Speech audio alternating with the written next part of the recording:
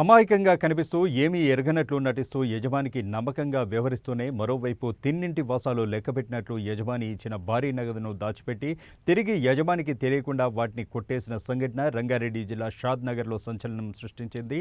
నంగనాచి తుంగబుర్రల డబ్బులు కాజేసి తిరిగి ఏమీ తెలియనట్టు నటించినా చివరకు పోలీసుల చేతికి చాకచక్యంగా చిక్కి కటకటాల పాలయ్యాడు ఓ కంపెనీ మేనేజర్. మంగళవారం రంగారెడ్డి జిల్లా షాద్ నగర్ పోలీస్ స్టేషన్లో స్థానిక ఏసీపీ లక్ష్మీనారాయణ ఏర్పాటు చేసిన సమావేశంలో మీడియాకు ఈ కేసుకు సంబంధించిన విషయాలను వెల్లడించారు.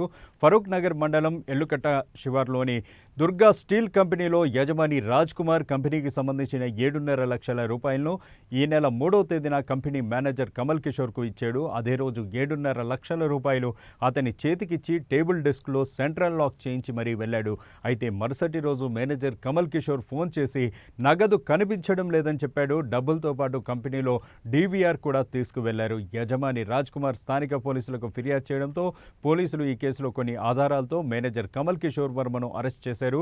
తీగ లాగితే డొంకంతా కదిలినట్టు కంపెనీలో పనిచేసే మరో కార్మికుడు బబ్లు ద్వారా తాళం చెవి తీసుకొని 7.5 లక్షల రూపాయలను చాకచక్యంగా తస్కరించారు. పోలీసులు ఈ కేసును అత్యంత తెలివిగా వ్యవహరించి నిందితుడిని ఆధారాలతో సహా పట్టుకున్నారు. 7.5 లక్షల రూపాయలను స్వాధీనం చేసుకుని నిందితుడు కమల్ కిషోర్ వర్మను అరెస్ట్ చేసి రిమాండ్కు తరలించినట్లు ఏసీపీ లక్ష్మీనారాయణ మీడియాకు వెల్లడించారు. నంగనాచి తుంగబుర్రల అమాయకుడిగా నటించి నమ్మిన యజమానికే కన్నం పెట్టిన ప్రబుద్ధుడిని పోలీసులు అరెస్ట్ చేయడంతో కథ సుఖాంతమైంది. షాద్నగర్ మండలంలోని వెలికట్ట శివార్లో దుర్గా స్టీల్ అనే ఒక కంపెనీ కలదు. దీనికి ఓనర్ రాజ్ కుమార్. తన స్టీల్ కంపెనీలో కమల్ కిషోర్ వర్మ అనే వ్యక్తి పనిచేస్తాడు. ఎవరైతే కమల్ కిషోర్ వర్మ అంటే రెగ్యులర్గా తన మెయింటెనెన్స్ మొత్తం ఆయన చూస్తాడు.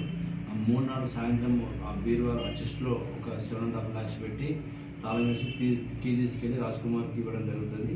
4 నాడు ఉదయం వెళ్ళి చూసేటప్పటికి డబ్బులు లేవని చెప్పి ఈ మేనేజర్ ఓనర్కు రాజ్ కుమార్ చెప్పగా రాజ్ కుమార్ వచ్చి మనకు పోలీసులకు వచ్చి కంప్లైంట్ ఇవ్వడం జరిగింది.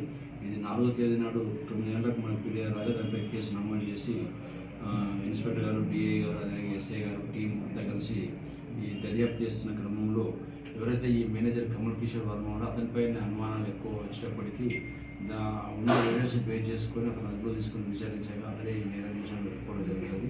అతని వద్ద నుంచి దాదాపు ఈ 7.5 lakh rupees net cash seize చేయడం జరుగుతుంది. అదేవిధంగా ఈ నేరాన్ని తను ఒప్పుకోవడం జరుగుతుంది. దాన్ని బేస్ చేసుకొని అతనిపై కేసు నమోదు చేసి ఈరోజు కోర్టుకు పంపడం జరుగుతుంది. ఈ ఇన్వెస్టిగేషన్లో అంటే ముఖ్య పాత్ర పోషించిన ఇన్స్పెక్టర్ గారిని, అదేవిధంగా డిఐ గారిని, ఎస్ఐ గారిని, అదేవిధంగా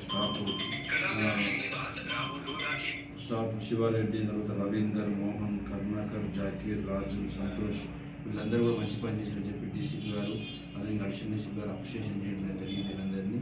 అదేవిధంగా వీళ్ళకి రివార్డ్స్ కూడా ఇనిషియేట్ చేయడం జరుగుతుంది. అదేవిధంగా ఏంటంటే ఇట్లాంటి క్రైమ్ అయినప్పుడు క్రైమ్ టీమ్ చాలా అందుబాటులో ఉండి కేసులు త్వరితగతిన డిటెక్ట్ చేయడం అనేది చాలా అభినందనీయం.